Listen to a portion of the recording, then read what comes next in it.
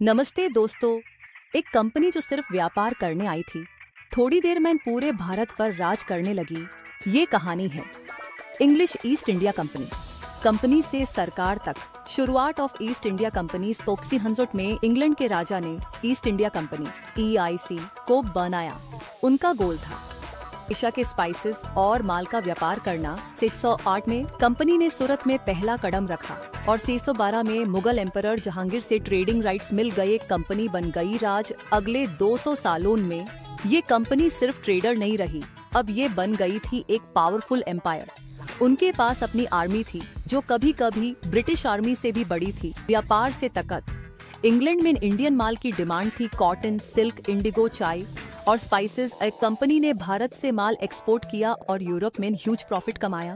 राजाओं के साथ समझौता। शुरू में कंपनी ने मुगल एम्परर्स और नवाबों से मिलजोल किया, कभी गिफ्ट्स दिए, कभी ब्राइब्स, कभी मिलिट्री सपोर्ट भी दिया ताकि फ्रेंच और डच से बच सकें।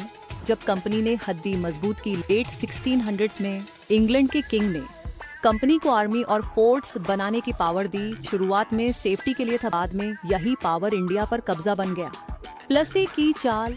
56 बंगाल के नवाब सिराज उद दौला ने कलकत्ता पर कब्जा कर लिया। ब्रिटिश कमांडर रॉबर्ट क्लाइव ने मीर जफर के साथ सीक्रेट डील की।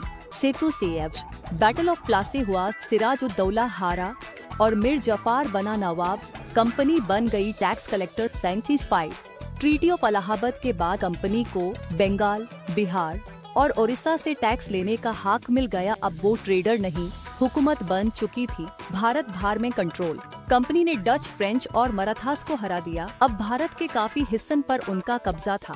इंडिया का माल दुनिया भर में जा रहा था और पैसा कंपनी के पास आता था। शुरू हुई लूट और भूख। कंपनी ने लोगों पर भारी टैक्स लगाया। रॉबर्ट क्लाइव ने बंगाल का खजाना लूट लिया। इसका रिजल्ट 1769 का बंगाल फैमिन, जिसमें 30 लाख लोग मार गए। ओपियम और चाइना। कंपनी ने चाइना में ओपियम स्मगल किया और टी के बदले इलीगल ट्रेड किया। इससे 1840 का ओपियम वॉर शुरू हुआ। कंपनी का एंड। ब्रिटिश पार्लियामेंट ने कंपनी की करप्शन देखकर स्टेप लिया। 17 पिट्स इंडिया एक्ट आया।